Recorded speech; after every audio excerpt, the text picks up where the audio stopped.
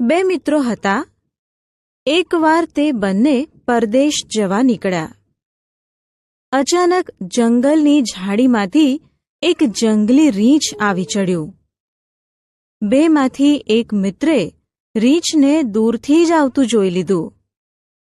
આ મિત્ર પૂરો સ્વાર્થી હતો.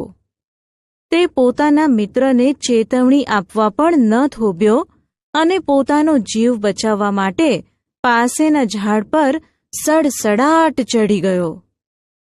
બીજા મિત્રે રીંછને જોયું.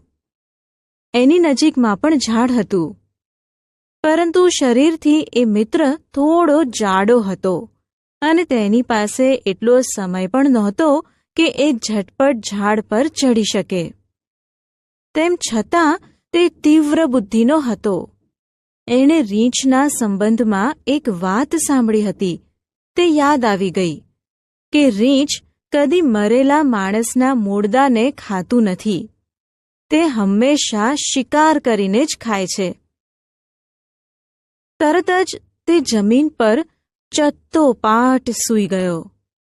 શ્વાસ રૂંધીને પડ્યો રહ્યો, જાણે કે મળદું ન હોય.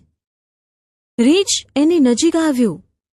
આ માણસ જીવતો છે કે મરેલો તેની ખાતરી કરવા રીંછે એના નાક, કાન, આંખ અને એ પ્રમાણે એનું આખું શરીર સૂંઘી જોયું. છેવટે રીંછે એને ફરીથી સૂંઘ્યો અને આ માણસ મરેલો છે એવી પોતાના મનથી ખાતરી થતાં ત્યાંથી ચાલ્યું ગયું. પેલો સ્વાર્થી મિત્ર ઝાડ પર બેઠો બેઠો આ બધું જોયા કરતો હતો. રીંછના ચાલ્યા ગયા પછી એ ઝાડ પરથી નીચે ઉતરી આવ્યો.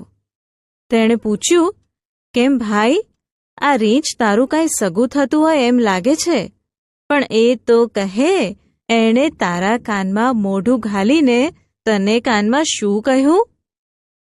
બુદ્ધિશાળી મિત્રે ધીમેથી જવાબ આપ્યો, ભાઈ, એણે મારા કાનમાં એક ખૂબ જ અગત્યની વાત કરી. એણે મને કાનમાં કહ્યું કે સંકટના સમયે પોતાનો જીવ બચાવવા નાસી જનાર સ્વાર્થી મિત્રથી હંમેશા ચેતતો રહેજે. પેલો સ્વાર્થી મિત્ર આ સાંભળીને એકદમ શરમાઈ ગયો.